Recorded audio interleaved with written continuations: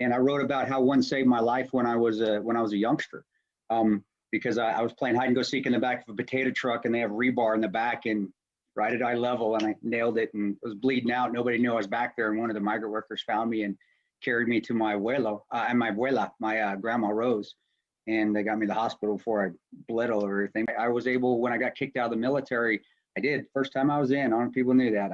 First time I was in, I got thrown out of the military.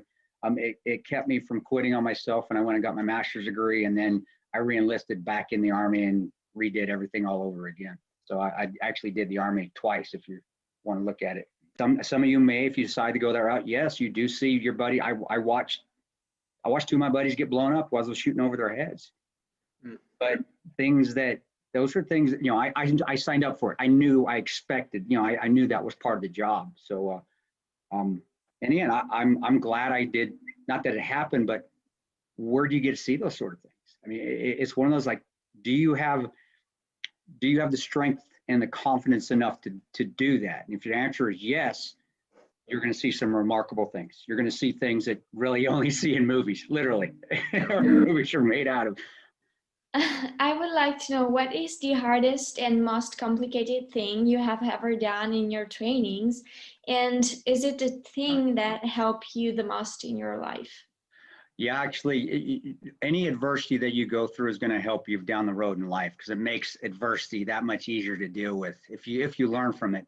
The hardest thing I ever did was the first time I got to basic training, because it was a culture shock. I'm coming from college. I did finish college before I enlisted the first time. And I played college football. I was decent. I was a pretty good player. So I'm coming in with a chip on my shoulder, and then you get into Fort Benning, Georgia, and this was the '95, where they were still putting their hands on us, the drill sergeants. And that's fine. I had no issue with that. They were still. It's very intimidating. So you come in being this big fish, or you think you are, and then you realize you step off that bus and you're nothing but this little little piece of dirt, and it is a culture shock because it's humility. They're not how do I say the word, dehumanizing you. They're just humbling you to knock you down a few pegs, because everybody's got to start on that same level. That's why they shave your heads. Everybody's the same.